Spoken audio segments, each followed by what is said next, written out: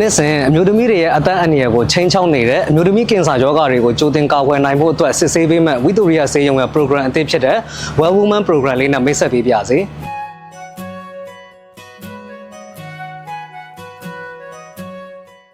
Well Woman program ဆိုတာနှစ်စဉ်ကမ္ဘာနိုင်ငံတိုင်းမှာအမျိုးသမီးတွေအဖြစ်အများဆုံးကင်ဆာရောဂါတွေဖြစ်တဲ့ရင်သားကင်ဆာနဲ့တအင်ကောင်းကင်ဆာရောဂါကိုကြိုတင်ကာကွယ်နိုင်ဖို့အတွက်စစ်ဆေးပေးမဲ့ program လေးပဲဖြစ်ပါတယ်။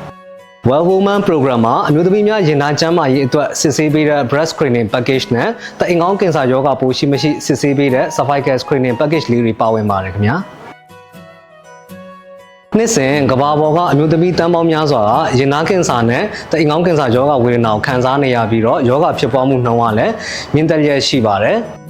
ယောဂအတိနောက်ကျလို့အသက်သေဆုံးမှုနှုန်းကတော့ရင်သားကင်ဆာဖြစ်တဲ့အမျိုးသမီး6ဦးမှာတဦးနှုန်းသေဆုံးလျက်ရှိပြီးတော့တအင်ကောင်းကင်ဆာယောဂဖြစ်တဲ့အမျိုးသမီး3ဦးမှာတဦးနှုန်းသေဆုံးလျက်ရှိပါတယ်။ဒါကြောင့်အဆိုပါကင်ဆာ2မျိုးလုံးကစောစောသိပြီးကုသမှုခံယူမယ်ဆိုရင်တော့ပျောက်ကင်းနိုင်ခြေပိုများပြီးတော့အတိနောက်ကျမယ်ဆိုရင်တော့သေဆုံးမှုနှုန်းမြင့်မားတဲ့ယောဂတွေပဲဖြစ်ပါတယ်။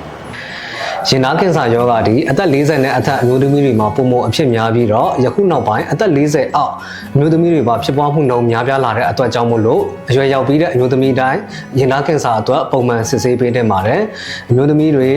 ရေချိုးတဲ့အချိန်အဝတ်လဲတဲ့အချိန်တွေမှာမိမိရင်သားမှာအလုံးအကျိတ်ရှိမရှိပုံမှန်စစ်ဆေးပေးတင်ပြီးတော့အလုံးအကျိတ်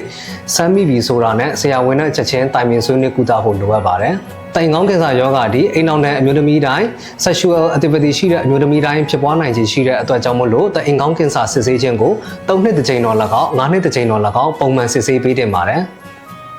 Well Woman package လေးတွေကိုဝီတိုရီယာဆေးရုံရဲ့ Wellness Center မှာကြိုတင် appointment လုပ်ပြီးတော့စစ်ဆေးလို့ရပြီဖြစ်တယ်လို့မိမိချစ်ခင်ရတဲ့အမျိုးသမီးမိတ်ဆွေတွေအတွက်လည်း package လေးတွေဝယ်ပြီးတော့လက်ဆောင်ပေးလို့ရနေပြီနော်Prevention is better than cure ဆိုတဲ့အတိုင်းကင်ဆာရောဂါတွေကိုကြိုတင်ကာကွယ်ဖို့ Victoria Wellness Center မှာစစ်ဆေးစို့